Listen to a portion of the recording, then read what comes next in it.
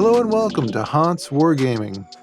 In this video, we're going to be making a spider-infested forest.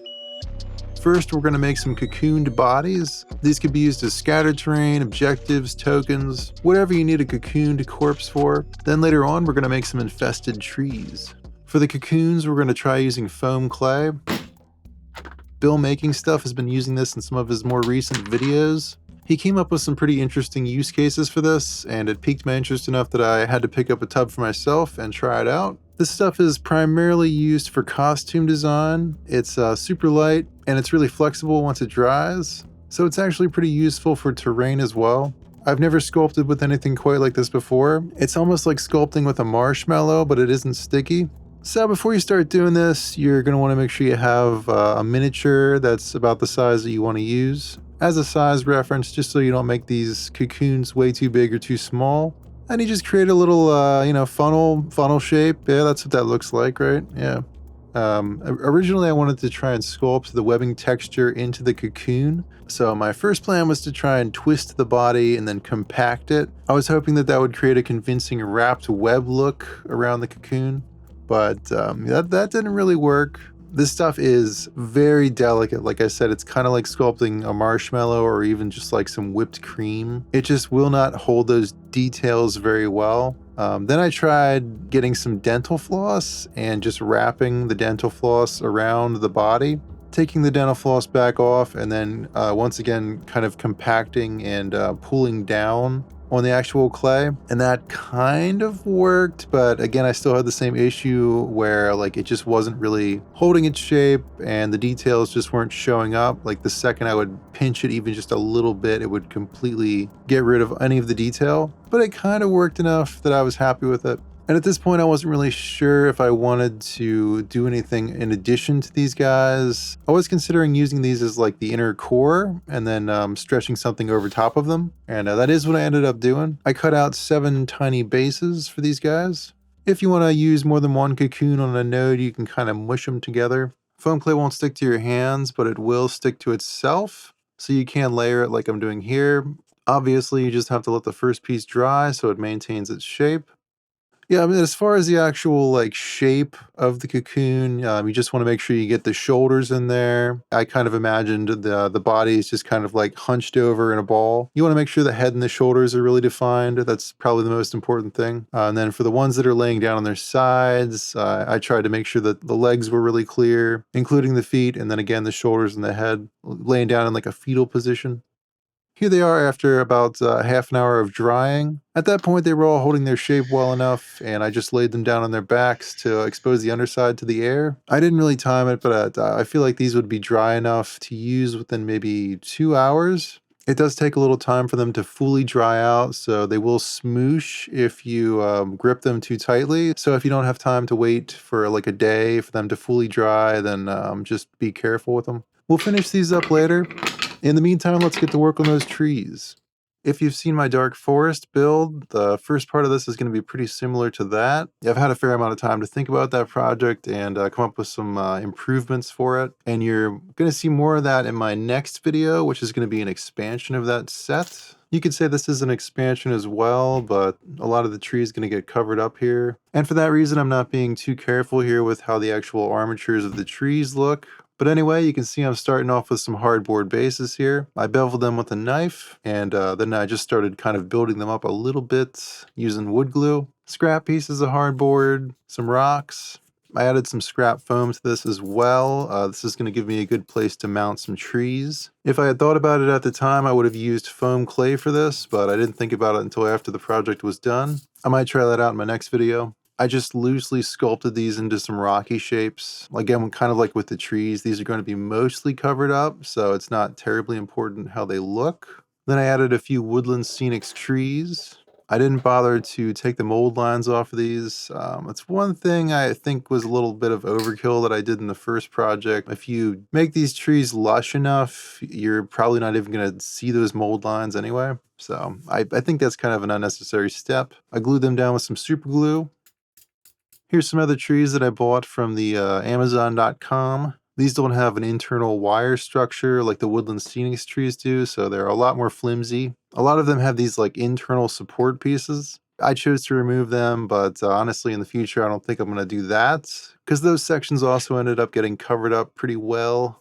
I also like to cut off the limbs of those woodland scenic trees and use them as smaller trees. Here's what they looked like at this point.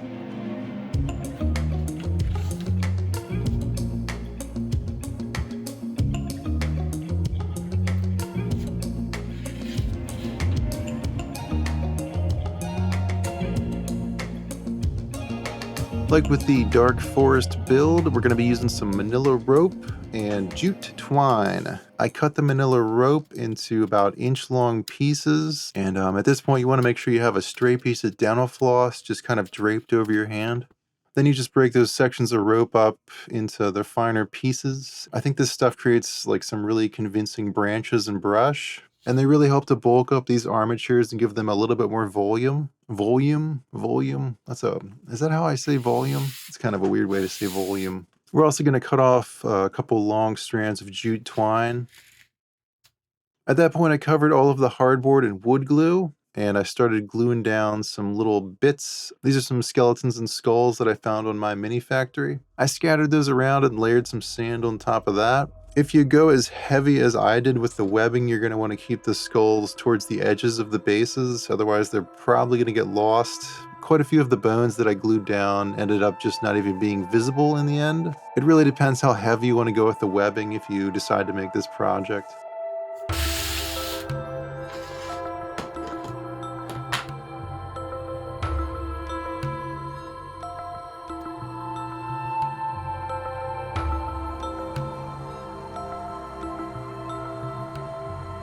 Once I was done, I started working on the trees, twisting and weaving some jute twine around the branches, strategically gluing that in place with some CA glue. You can also tease it apart like this. You don't have to keep it all bundled up together. I think that looks good as well. In the dark forest build, I used spray-on adhesive for this part, and I didn't really have a good experience with that.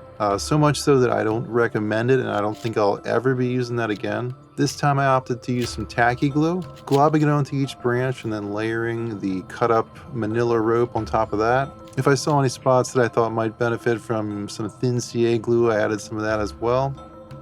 Once I have all that in place, I like to just sprinkle some sawdust over the entire thing, just to fill in any spots where the glue is still exposed. It will dry clear anyway, but I like to kind of hide those spots if I can. You don't have to go this heavy with the manila rope. I tried to do a couple different variants just to give you an idea of what you can do with this. After giving that about an hour to dry, I went in with some watered down wood glue and black paint and gave the bottom half of each one a base coat. I also went over the underside of the bases at this point. I let those dry on my quad filter fan.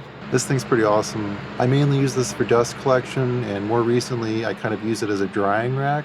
I have been thinking about doing a dedicated video on this. If you guys are interested, let me know in the comments below. It looks like these spiders are trying to move in already. It's not quite ready yet, guys. Once those are good and dry, I go over them with some Rust-Oleum camouflage paint. I use the flat khaki and flat army green, just kind of spraying them sporadically. Off camera, of course. I don't really like getting my camera near aerosol spray, so that's why I usually don't show that part. This is going to give these nodes a nice uniform base coat. Then we go in with the clump foliage. So once again, we're using the tacky glue here. Just imagine where some leaves would look good and just put a dollop of tacky glue there. In addition to clump foliage and fine flock, I also tried using some lichen this time for some of the smaller trees. That worked pretty well. I think I'm going to be using that again in the future. You just rip it apart into smaller pieces and then just apply it to the tree. And similar to with the sawdust, I like to sprinkle some fine flock on these models just to kind of catch any of the spots where the glue is still exposed. I gave that tacky glue a day to dry, and then I absolutely soaked these nodes with a brand new scenic sealant recipe that I came up with. The main ingredient in this recipe is something you've probably never heard of before. I'll tell you guys what that ingredient is in the next video I do, because I want to do a little bit more testing with it. Now for the webbing, I've seen a lot of people online say that they use dryer sheets for this, and I tried to do that. They're actually pretty rigid, and when I tried to pull them apart, they would just tear. so I didn't really feel like it was the best material to be using for this, at least for what I wanted to do. After trying a few different things, I ended up using cotton balls for this. I would take a cotton ball and break it up into like 3 or 4 smaller pieces and carefully tease each piece apart until it was as thin as I could possibly get it. Then I wrapped those around each tree. Another nice thing about using cotton balls for this is they will cling pretty well to the tree. You can just press it into place and it'll usually stay that way. It holds its shape pretty well, and it also has like tiny little cotton clumps within the fabric, which I think resemble a spider web. I was using communal spider nests as reference for this, which usually you don't see spiders nesting together really, but sometimes there's a lot of spiders in one place and they kind of all collectively make one big nest. At least I think that's how it works. And it does kind of look like this. I made sure to build a few tunnels out of the webbing to stick some spiders in. I thought that would look pretty cool. You gotta have some nice holes for those spiders to peek out of.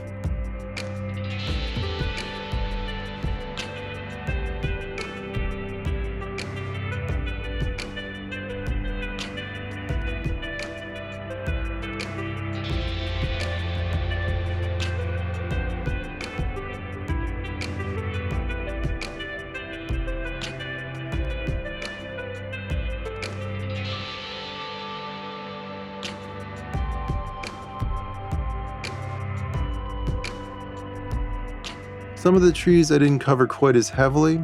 I went for more of like a patchy look, just sticking in a clump of cotton here and there, and honestly I think I might like that better.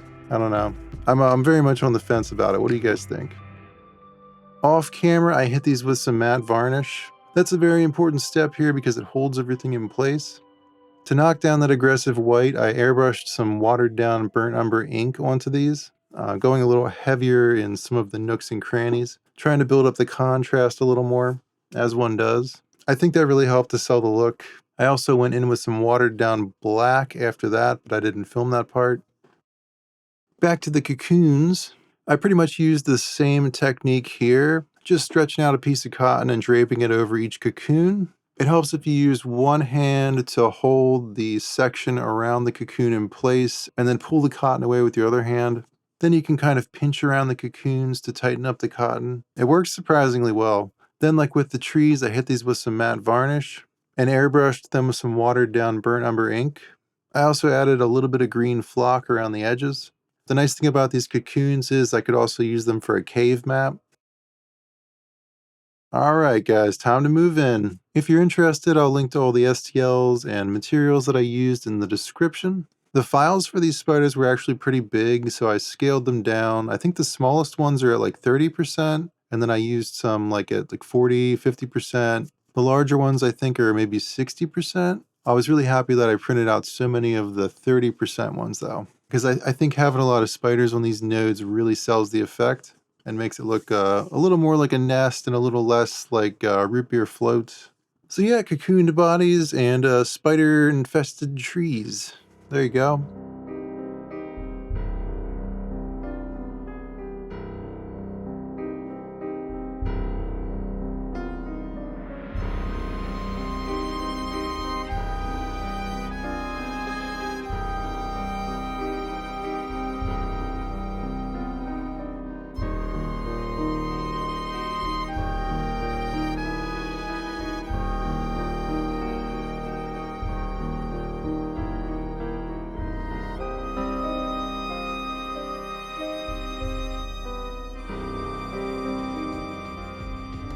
Hope you guys enjoyed this video. This video is made possible by Patreon support.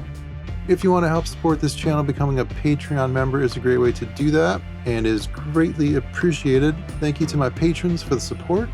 That's it for now. Hope you have a good day and I will see you later.